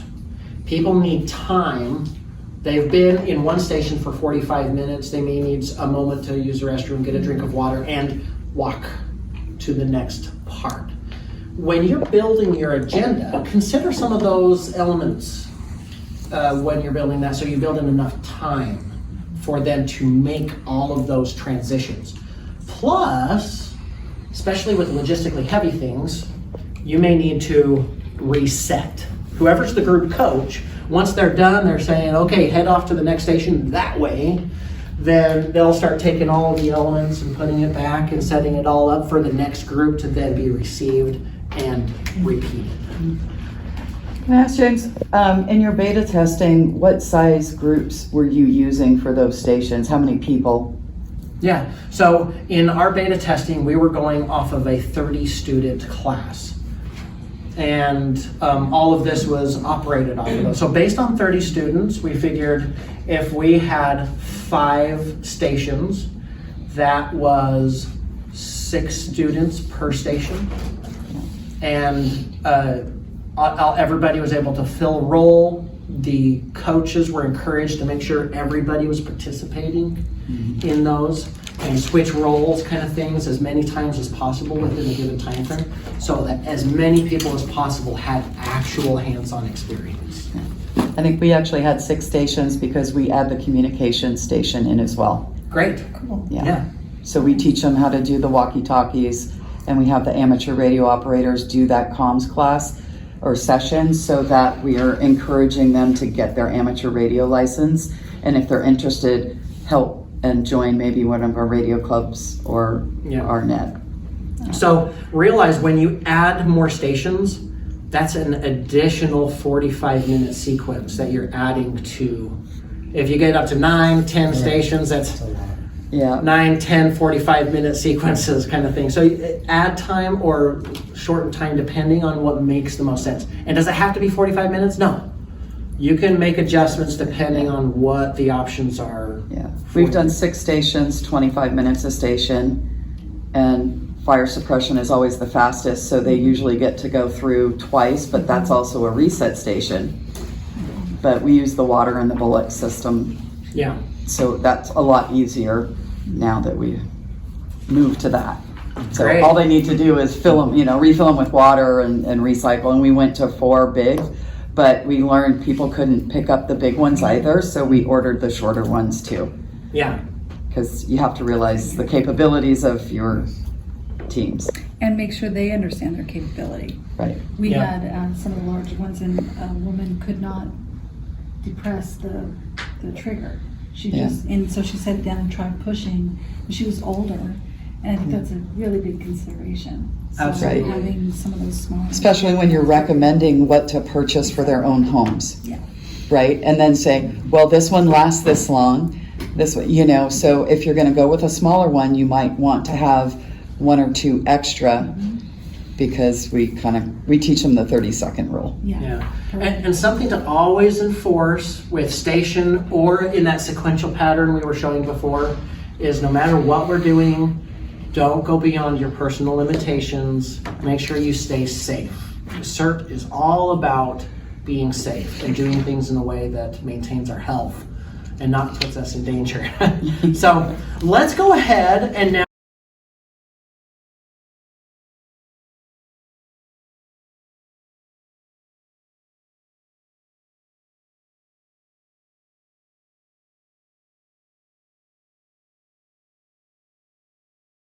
let's go ahead and now break out. And if I might have one volunteer from this group to join that group, since I stole him. So we have a team of 3 there, a team of 3 there, and a team of 3 there. Which of you would like to come join this group? Cam? Awesome, thank you so very much. Hey, so what we're gonna do, this team will join this coach at this table with the triage component. Triage, when it's done, will move to cribbing. This team right here will come and join this coach on cribbing, right here. And then we'll have coach to team. You guys will proceed out towards our fire component. And you have, this will be kind of a shorter sequence because we can't show the entire time frame. But I will kind of give the time of when we're going to start rotating, okay? So go ahead and go. Make sure you bring your participant CERT skills checklist and bring your manual with you. On your mark, get set, go. We're going to talk about fire suppression and approaching the fire, what to look for, and how to do it. How many people have used a fire extinguisher before? We all often have one, but we have some. Okay, so when we go into a fire, the first thing we want to look around is, are there 2 exits that we can get out safely? And before we go in, do we understand what kind of fire it is? Typically, I think earlier we had gone through the A, B, C, D, and K fire extinguishers and what those put out. So we're going to assume that this is an A fire.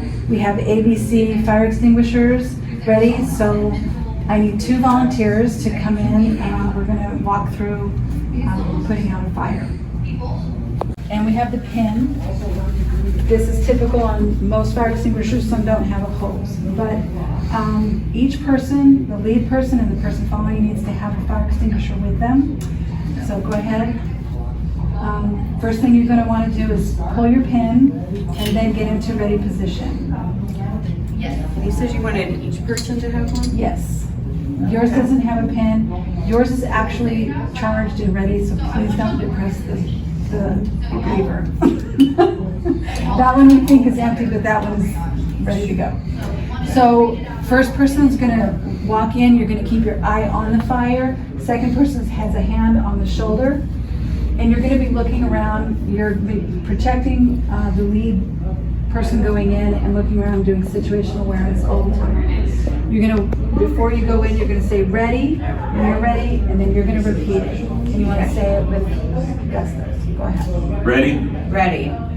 Moving in. You have to say moving in. Moving in. Moving in. You're going to aim for the base of the fire. You don't want to get too close. If you feel the heat, you probably need to back up a little bit. Fire's out. You pull the pin, let's see, you aim, Squeeze and sweep. squeeze and you swept. And then you back up, and as you're backing up, you're backing out. Backing out. Backing out. You should be able to put the fire out in 5 seconds. It may come back on. You want to try it again if you feel safe. Otherwise, you want to back out and leave the building. And we don't try to fight anything larger than a trash can fire. Okay, you want to try it? Would you like to try it next? Lead me in. Lead me in? Who's my partner? You need a hydrant or you need a fire extinguisher. We're gonna pull the pin and then get into ready position. All right, And you're gonna say ready. Pin is pulled. Ready? Ready. Going in. Moving forward. Okay, I'm squeezing, sweeping, aiming. All right, fire's out. You can say that loud and you can repeat it. If you want. Fire's up. Right, and then backing up. Backing up. Yeah. Voila. Structure safe. I was hoping they were gonna have some bullets. Radio pulse present, alert, deformed upper left leg.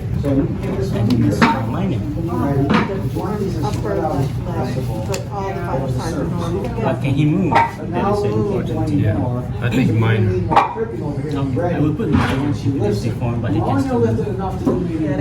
Okay, so we're gonna focus on the RPM. So what's their respiration? Normal. Normal. What's their cap refill? Normal. They have a radial pulse? Yes. And their mental status? Alert. Okay, so based on those three, So here's the dilemma. If he has deformed leg and he was trapped, then he will become a delay.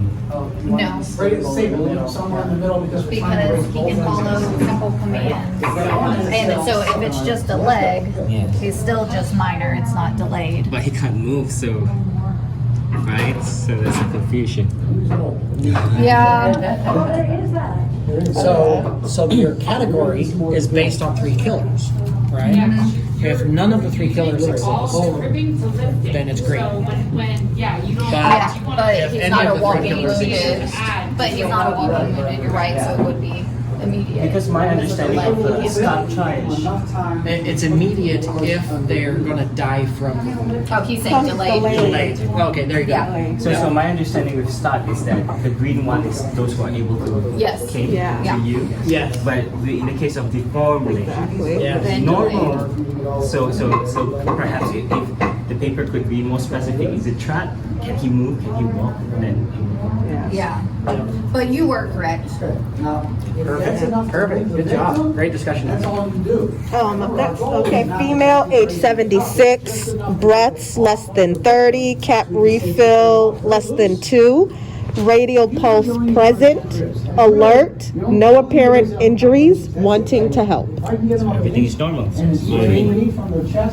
Okay, my turn.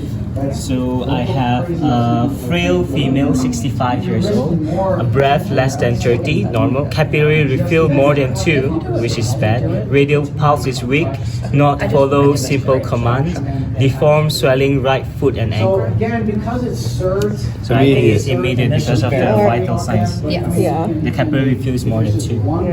Okay, male, age 8. 9.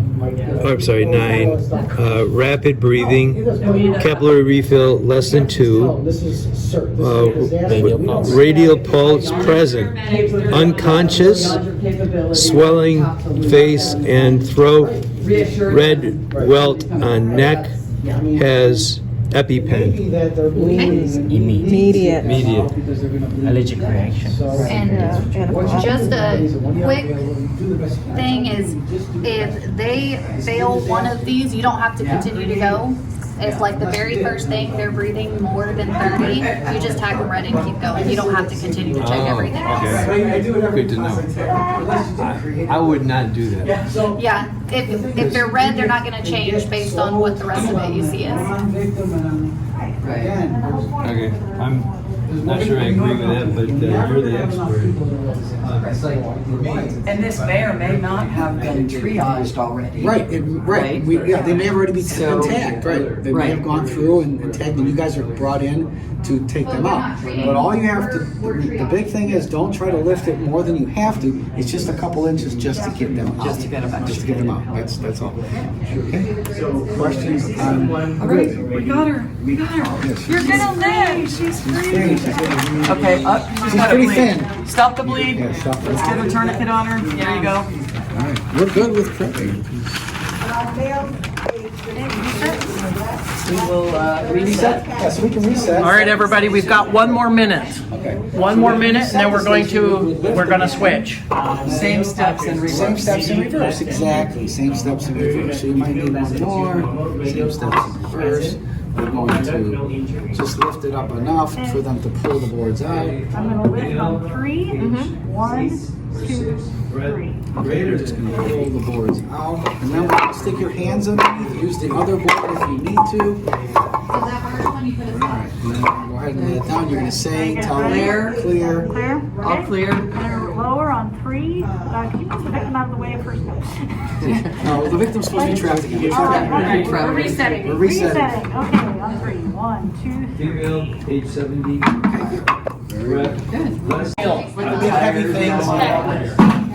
Somebody threw away all my stuff right here on the new bar. We got a new BC down here. I'm like, do you know how long Can I have y'all's checklist, please? Bleeding from the restoration of bank. I'd say, Okay, I need y'all's checklist. Oh my gosh.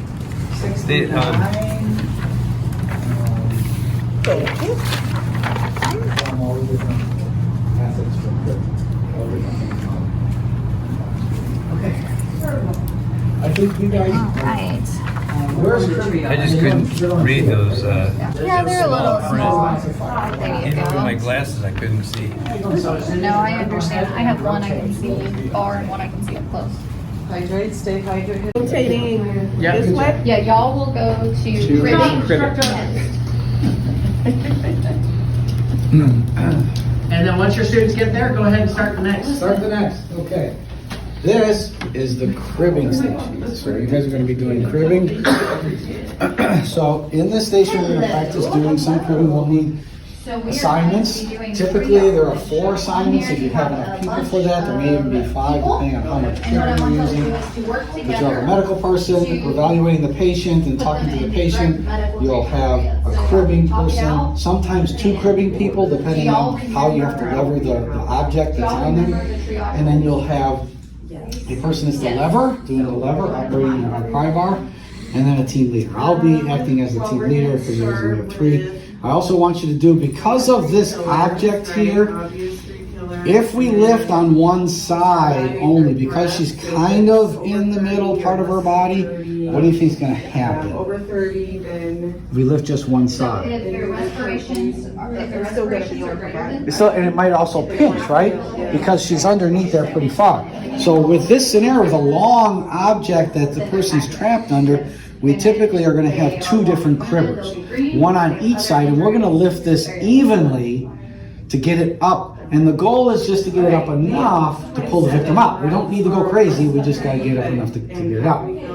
This is your cribbing. The way we want to build our cribbing is in block formation, like this. Okay? And you want to have a nice wide base. If it's too narrow, it's unstable. So the wider the better, and we just keep building it up that way. You never want to stack like this, because this is not stable.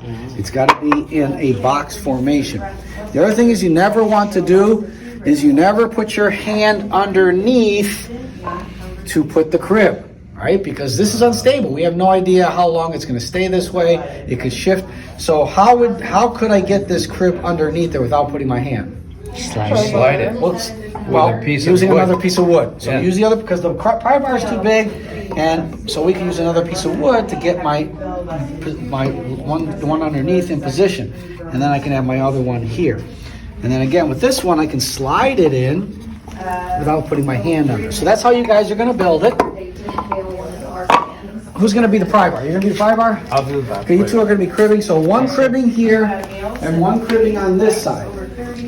What you wanna do, since we have some space, is get enough of the cribbing under there until you can't get any more. Get it all ready to go, and then we need our lever to do lifting. Now the lever is gonna need a couple cribbing pieces too, to help have leverage, right? Okay. But let's get this set up. So you're gonna be in this corner, so take a bunch of cribbing over here, maybe take that whole box if you want. You're gonna need a bunch of cribbing. And you can set it up here on this corner since there's more room, since our victim is there. So let's get it ready as much as possible. Thank you, sir. Probably, yeah, get that one in there as far as you can. There we go. Okay, that's probably about as far as you're gonna be able to go. We're gonna have to lift it now. So we'll wait until she's ready. The other thing is, where should he be lifting with the pry bar, with the lever?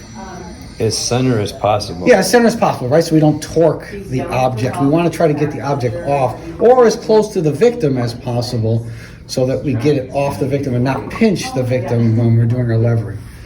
All right, so you guys should be good. Now the cribber, it's important that the cribber communicate with them and let them know when he's going to do this. Because when he's going to do it, he's going to lift just enough so you can get your wood. So you guys need more pieces of wood. Get your pieces of wood ready and stays there. You're going to need a couple pieces. And he's going to say lift, so you stay clear. And then once he's got it lifted, you guys can put your wood in. And then he's going to, once you've got your wood secured, he's going to lower back down and release the lever. We want to make sure everybody's clear, so we want to communicate that. So you guys got to communicate together. Okay, so remember, when you're building for your lever, you should build a box the same way you build the other, because that's not going to be very stable. So build a box, and it needs to be away, a little bit away. Yeah. Well, I don't have the room with her. Yeah, so what you would do, since it's tight here, just pull it back a little bit. You don't have to be underneath. So you can be back here and build your box. And really, what we're trying to look for is, you just really need this one. This one's really not, I mean, if you're going to lift here, yeah, so in case you need it for another one. So there should be enough leverage now for you to lift it enough to get their first stick in. If not, then we'll go one more lever up. So we'll get another piece, and we'll put this one here, and this can be our point. You can use right off of this if you want, because this is still stable. All right, ready for lifting? Ready for lifting. Oh wait, we need more. Yeah, you can go across. Go one more across.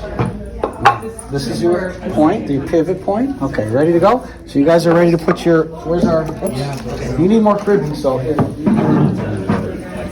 can put those in, just in case you need it. Okay.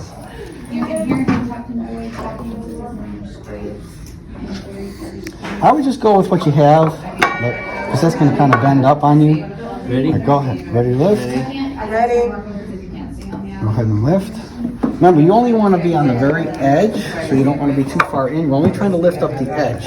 So if you want, just pull this back, pull the bar back a little forward. There we go. We're just, yeah, I know this is slide just a little bit on the, I'm going to have to stand here. So, okay, go ahead and lift. Get your wood in. Go ahead and get your wood in. Get enough wood in there so that it's as far in as you can get it. Remember, use a block. Don't put your hands under there. Get another block if you need to. Okay, that's good. And that might be enough to get the victim off. So, you got all yours in there? Yeah. Good? Okay, so as far as you can go ahead and let go. You can let go.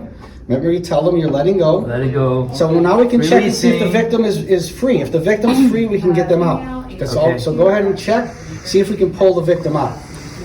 And the victim is loose, so as long as the victim is loose, we can get the victim out, and that's all you need, okay? The goal here is not to just try to keep raising this up, it's just get it off of their chest, which is the highest point. All right, everybody, we've got one more minute. 1 more minute, and then we'll do rotation. Just a leg. Usually got to raise it the width of one of these blocks, and that's it. That's it. Usually it's really small. Yeah, it's very small, very Just simple. right here for this top. 45%. Uh-huh. Normally, you would normally use another piece Yes. of wood to slide it To slide under, in there, yes. across You would this want it way. across. So you always want to build a block. Because if you don't have a block, in there, then it's going to be very unstable. And it's going to kind of shift. And if you have a victim trapped in there and start shifting, you're going to cause more harm.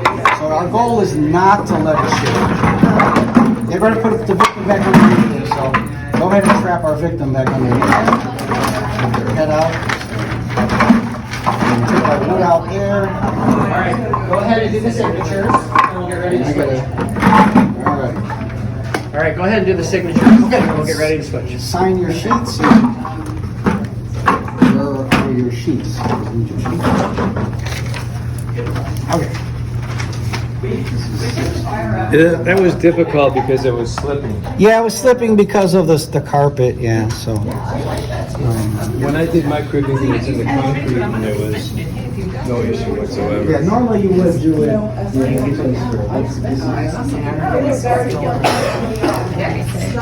Yeah, no, it makes a lot of park bench.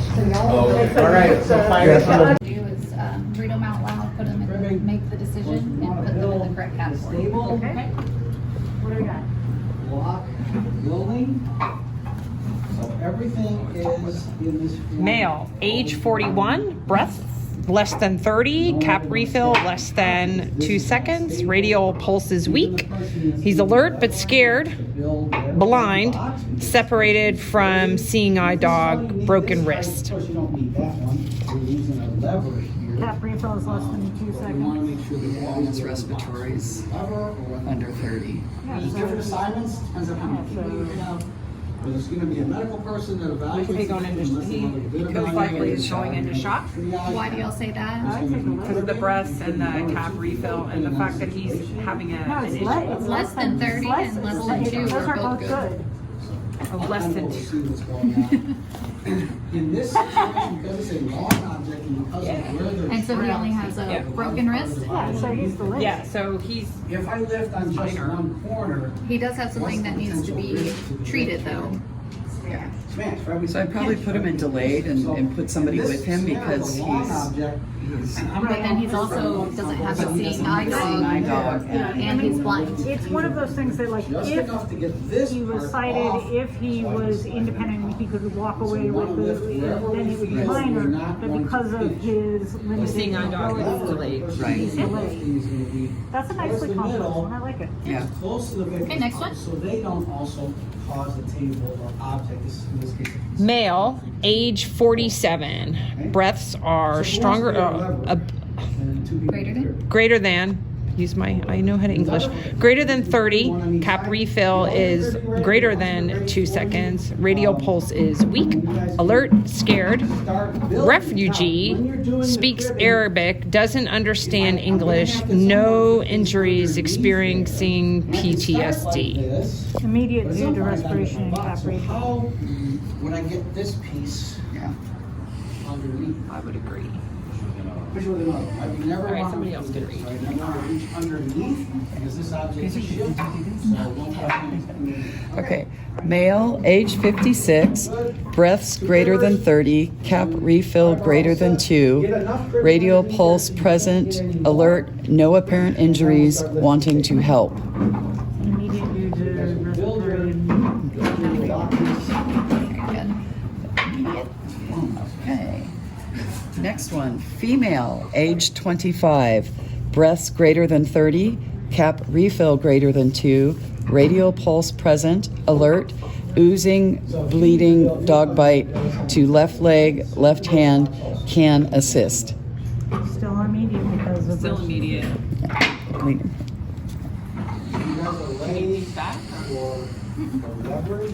Okay. Male, age 32, breaths greater than 30, cap refill greater than 2, radial pulse present, alert, minor abrasions on left arm. What number is that? 11. They're all in, that's still the same category. Yeah, when you don't have the cap refill and the breaths So you're going to be telling them when you're lifting are rapid, right? So you have the rapid breathing in them. From an instructor's perspective, I would try to mix these up a little bit more. Right. Well, okay, so what I'm seeing is I didn't see those numbers right. Those two are not, 36, 39, and 11 are a little, I'm gonna go back over them really quick. Okay. I couldn't see the numbers.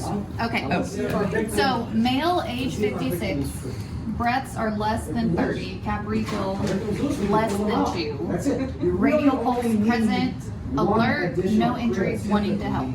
That would be delayed.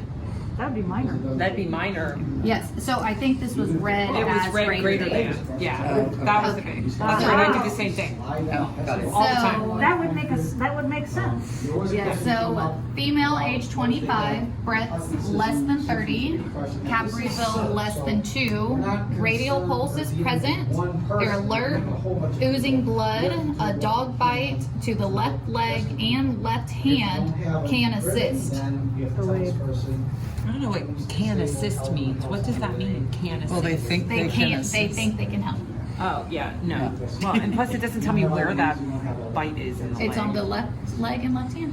Yeah. And oozing, by definition, isn't going fast. It's just manageable. I mean, she is injured, so it's the way. Correct, good job. Okay, read that one again.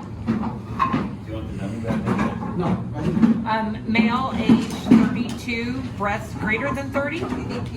Less than. That's what I said. Breaths less than 30. Clearly, I need to go back to it. All right, team, go ahead. One more minute, and then we're going to rotate. Cap refill less than 2. Radial pulse present. Alert. Minor abrasions on left arm. So that's That'd be minor. minor. Yeah. Good job. What number is that? It should probably, if you're going to use greater less than signs, there should be a table on the table. People know what it is. Male, age 22, breaths greater than 30, Less than 30. less than 30. Cap refill, less than 2. Okay, somebody's typed this wrong. Yeah, because isn't it the greater is what's Greater pointing is what's towards the pointing number. towards the number. Yeah, these Yes, are not right. these are not right. Okay. And I wouldn't use greater than signs. I would use Yeah. I would use the language, right? I would use actual English to determine. That's No. No, that's less than. This is correct. This is correct. That's less than. Yeah, that All is right, correct. Go ahead and sign. Go ahead. So and always sign. remember This is- greater than this is like greater eats. Yeah. It eats whatever like. That's how it is. Okay. Yeah. Right. Greater eats the number. Go ahead and sign everybody's paper, and That's less than. we'll go ahead and switch. And okay, would you all like your paper signed? I like these. These are very cool. Yes. I use stuffed animals with a card on them. Based kind of experience. Now, at this moment, I want to talk about what you learned, what you saw, what you felt, but not so much a focus on the skill, more a focus on the administrative sequencing and how that worked. What did you notice? I thought it went great. It's very smooth. Yeah. Okay. Steady flow. Steady flow. How was the coach to student relationship with that? Did that help with managing that flow? Yes. Oh, yeah. How about the facilitator to classroom, trying to make those announcements, making those time calls? That was great. You start noticing how that's going to happen. Really essential. The signature process. And especially since the facilitator wasn't also a station instructor, you know, like, Right. I feel like that happens. We've probably all done that so much because you just don't have enough people, but Yeah. it's very helpful. I think it's a good practice to make sure the facilitator is not part of those stations, that then can kind of help manage things on the side. Honestly, as a facilitator during the station days, my role is very low key. I'm not doing much. It makes it tempting to want to get involved and do something, but it's better for the facilitator to manage time and make sure everything is going in motion. If you have a big environment where people are taking time to get to their next places, then managing that aspect of it as well is very important. Other thoughts? Right. I also, as I'm doing facilitating and just doing the whole oversight, keeping the timekeeping, you know, just kind of redirecting people if they wander off or whatnot, and, you know, do that whole thing. And like you said, depending on the size of the yard or whatnot, I'm either using a whistle or a bullhorn. So I'm always cognizant of those that can't hear very well as well. And then we also put it kind of on the safety officers to make sure to do a check-in. And then we do our comms through the radio as well. So that way we're communicating, or if we miss somebody, or okay, we're missing a person from the group, you know, are they in the bathroom, whatever, they need some help, whatever. And we do that check. I also take pictures. So I float so that I'm actually capturing everything to document and put on the website. We have our photo gallery and all that kind of stuff. So I kind of try to multitask. It's exhausting, but it works. Yeah, and you're capturing that footage of people in action. You can show them later on during graduation and be like, look at all the stuff you've been doing. And we send them their grad picture like right away. That's awesome. So that then they have it. And I like your idea, if it's large spaces, running around gets exhausting. Having communication, some kind of a radio, excellent. So we use ICS to do CERT Skills Day. Yeah. And I've got my Millbrae folks are so well versed in it because they've been doing it for 12, 15 years now, that, I mean, they set up the command post initially, so as all part of the check-in process. You know, we utilize as much as we can, and then we keep trying to develop into that, you know, use it as the volunteer management station to do, you know, the intake and all that kind of stuff, because they're learning all that as they go along too, but then it gives that little deeper dive, because then we work them towards their own neighborhoods and NeighborFest, and we have neighborhood networks that has the comms net and the other things, so we really get them integrated into their own community. Yeah. And so in one of my jurisdictions, I have 50 some odd neighborhood groups. That's great. That's great. So, okay, we're done with the station sequence. So that we've got that part done, the filming, we're all done with that. Next in line, good job everybody. Thanks, Was Matt. that helpful? Yes. Did showing the introduction part of the class, that midsection with the sequential and then the station-based rotation, did that help you get a picture of how this works? Oh, Sure. Yeah? Okay, good. And luckily we've been able to have Matt with filming. Give Matt an applause. This will be a good asset for generations to come that says, how does this look and feel? Obviously, disclaimer, we didn't have all the equipment. We didn't don the helmet when we were doing the cribbing because we didn't have all of that stuff, right? But we've got the principles there. And hopefully, as programs can see that and utilize that as they can. Good job to everybody.